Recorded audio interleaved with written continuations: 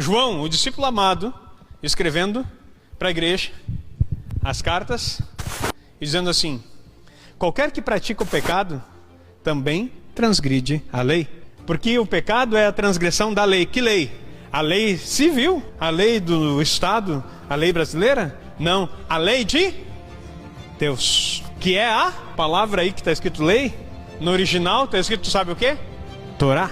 No Salmo 119:11, guardei no coração a tua Torá. Aqui vai dizer, escondi a tua Torá no meu coração para não pecar contra ti. Qual é o antídoto contra o pecado? Torá no coração.